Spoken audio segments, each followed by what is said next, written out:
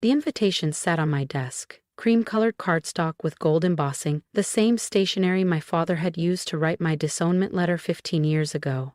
The irony wasn't lost on me. Please join us for dinner at the Lockwood Estate at 8. Your presence is urgently requested. I turned the card over in my hands, my fingers tracing the elegant lettering. My assistant Daniel watched me carefully.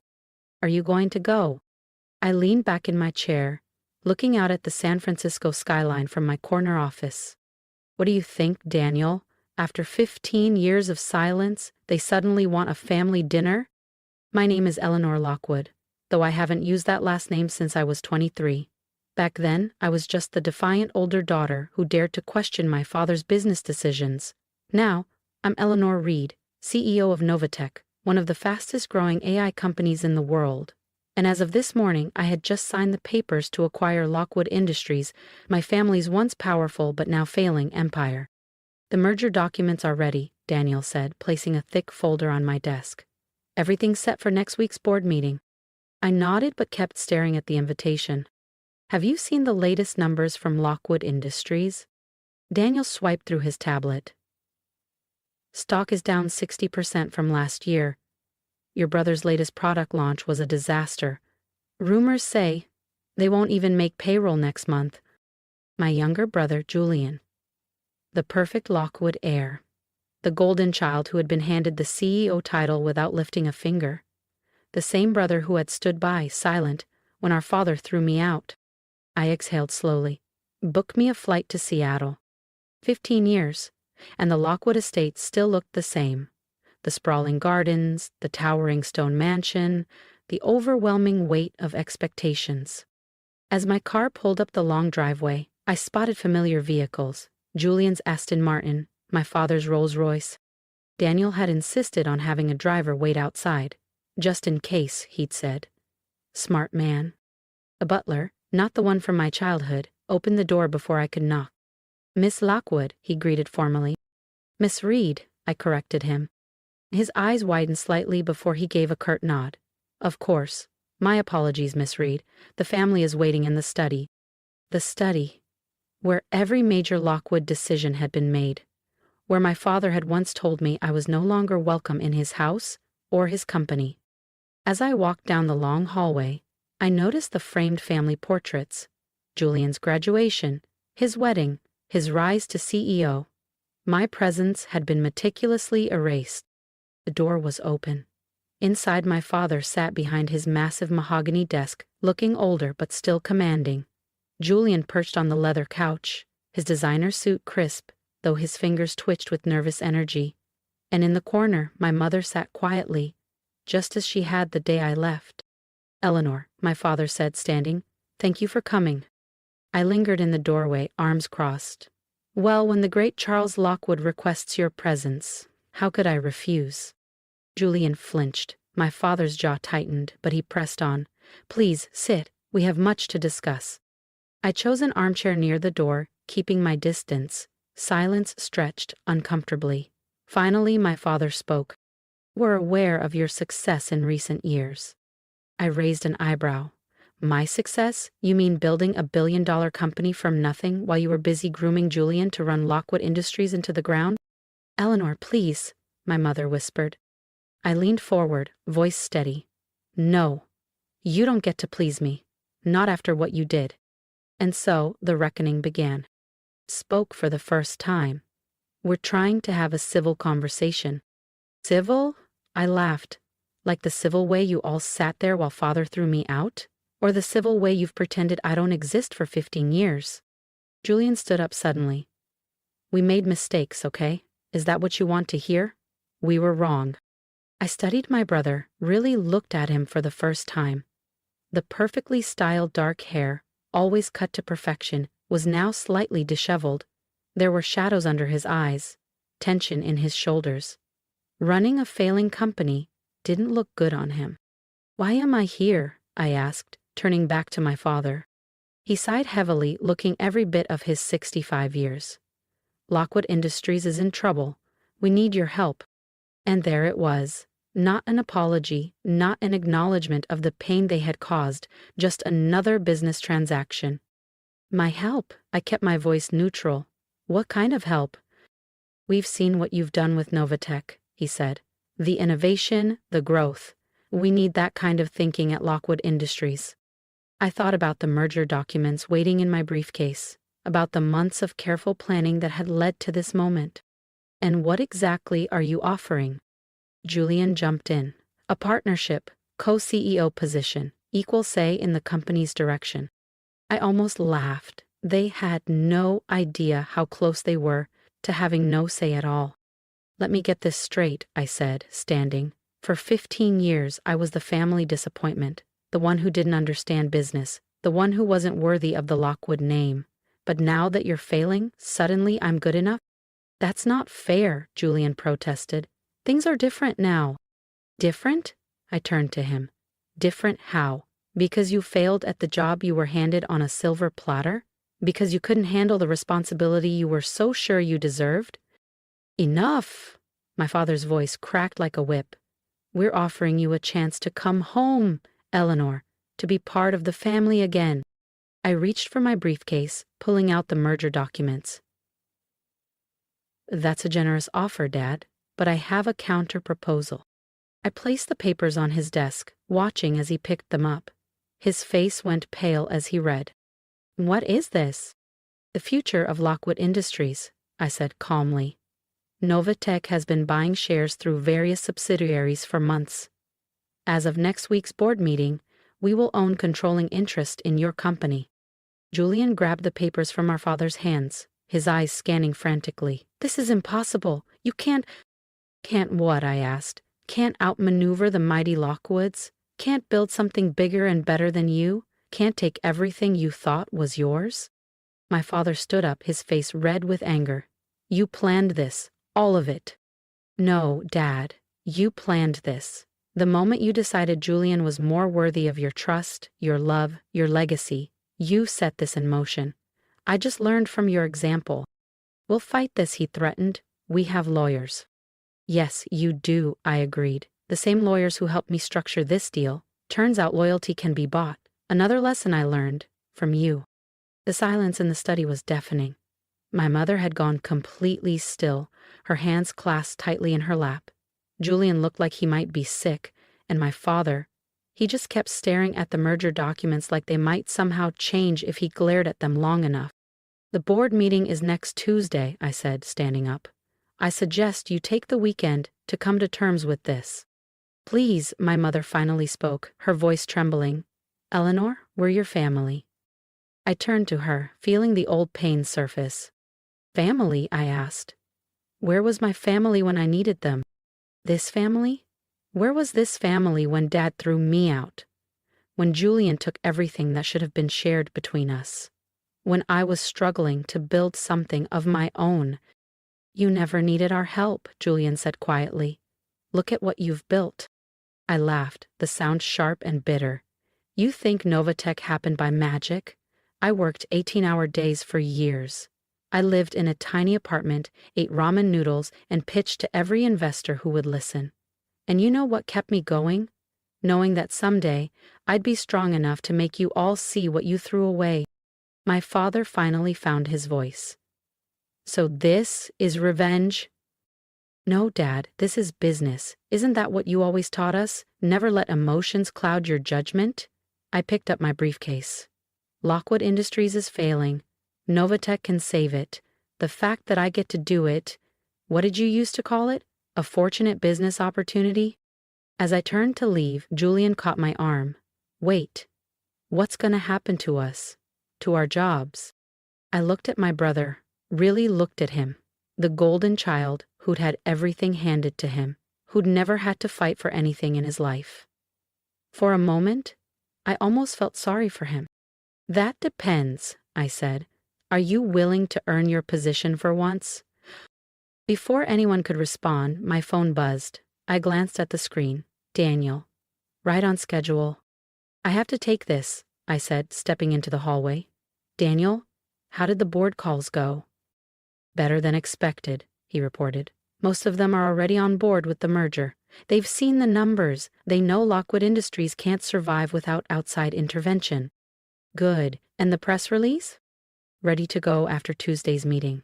The business papers are already speculating about a possible buyout. Your father's mismanagement and Julian's failed product launches have made it an easy sell. I ended the call and turned to find my mother standing in the doorway. You thought of everything, haven't you? She asked softly. I had to, I replied. You all taught me that nothing less than perfection was acceptable. She flinched. We were wrong, Eleanor. About so many things. Yes, you were. Is there any way to fix this? I studied her face. The same face that had watched silently as my father destroyed my life 15 years ago. Fix what, Mom? The company? The family? Some things can't be fixed, they can only be rebuilt. And rebuilding requires change. Back in the study, my father had moved to the window, staring out at the gardens where he'd once lectured Julian and me about the importance of the Lockwood legacy. What are your terms? He asked without turning around. For the company, they're in the merger documents. For the family, I paused. That's more complicated. Julian looked up from where he'd been reading the merger papers. You're not firing everyone, are you? Unlike you, I actually care about the employees, I said.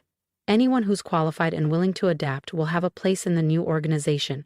But there will be changes. Big ones. And us? He asked quietly. That depends on you.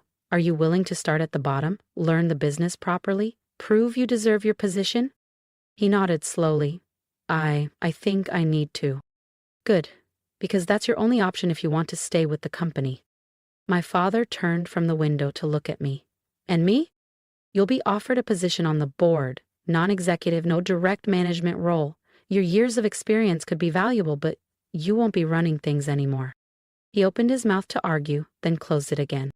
For the first time in my life, I saw Charles Lockwood accept defeat. Board meeting is at 10 a.m. on Tuesday, I said, gathering my things. I suggest you all be prepared. As I reached the door, my mother called out, Will you stay for dinner? I turned back, really looking at them.